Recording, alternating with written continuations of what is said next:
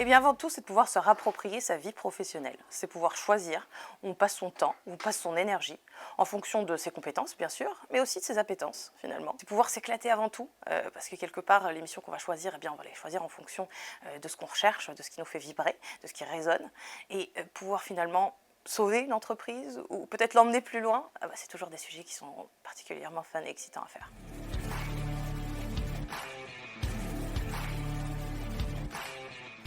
Eh bien, indéniablement, je dirais l'audace, le courage aussi. Il faut une bonne dose de courage et d'audace et d'assertivité aussi pour arriver dans un environnement, dans une organisation où personne ne nous connaît, où on est là pour faire bouger les lignes. C'est le job d'ailleurs, de faire bouger les lignes, de proposer des choses. Aussi bien sur la partie collaborateur, pour le coup, qui résistance au changement, on a toujours fait comme ça, tous ces sujets qu'on entend bien souvent. Eh bien, il faut pouvoir amener aussi bien de la rondeur, de la technique, mais aussi de la rondeur et une capacité à fédérer, une capacité à regrouper, à fédérer tout le monde autour d'un projet commun. Et aussi par rapport à la direction, ce qui est important, la direction c'est un investissement, le management de transition, il ne faut pas l'oublier, donc ils s'attendent à un certain rendu, un certain livrable, et ce n'est jamais aisé de s'entendre dire que ce qu'on a mis en place ces dernières années, eh bien c'est pas forcément ce qu'il y a de plus optimal.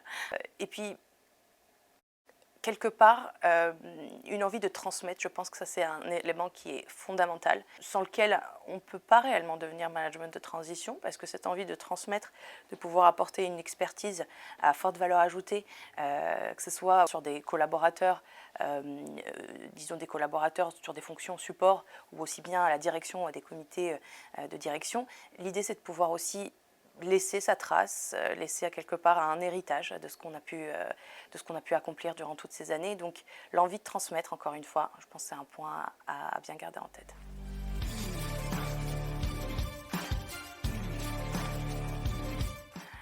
Le manager de transition en 2022, c'est un super-héros en costume.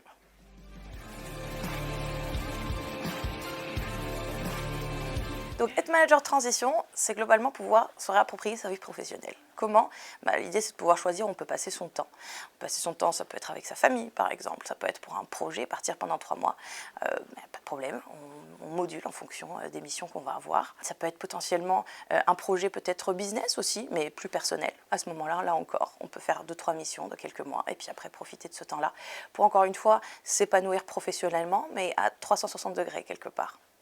Il y a également la construction d'un réseau VIP. Donc, managers de transition jouissent généralement d'un carnet d'adresses assez fourni. Et enfin, il y a la rémunération. La rémunération qui est bien plus attractive quand on fait du management de transition que quand on fait d'autres types de missions ou quand on est en CDI.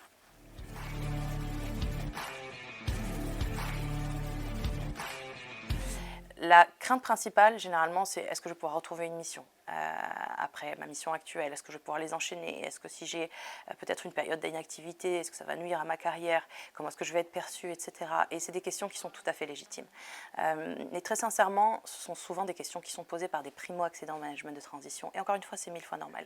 Les managers de transition, je dirais, les puristes quelque part, ou ceux qui le font depuis de nombreuses années et que nous avons la chance d'accompagner, eh bien, savent que dès le début, dès le moment où on va les positionner sur un poste, on va commencer déjà à travailler pour eux pour la prochaine mission. C'est des personnes que nous accompagnons depuis longtemps, que nous connaissons, que nous avons pu voir grandir quelque part ou suivre leur appétence. Ce qu'ils ont fait il y a 2 ans, ce n'est pas forcément ce qu'ils ont envie de faire aujourd'hui. Et ça, on le sait parce qu'on est souvent en contact avec eux. Et pour le coup, on va pouvoir aller et affiner au fur et à mesure d'une mission, puis de la prochaine, et de les accompagner comme ça dans leur épanouissement. Parce que c'est toujours le sujet finalement, c'est de pouvoir s'épanouir au travail. Et finalement, on en devient leur référent pour la prochaine mission. Et ça, c'est puissant. Parce que non seulement ils ont la référence des anciennes missions qu'ils ont pu faire, et ils ont aussi les nôtres en tant que cabinet de recrutement. Et ça généralement, c'est assez impactant. J'espère avoir répondu à un certain nombre de vos interrogations. Si jamais vous avez d'autres questions, et j'espère bien que vous en aurez d'autres, n'hésitez pas à m'écrire directement, à m'appeler, à commenter, à poser d'autres questions potentiellement auxquelles nous pourrons répondre lors d'une prochaine vidéo.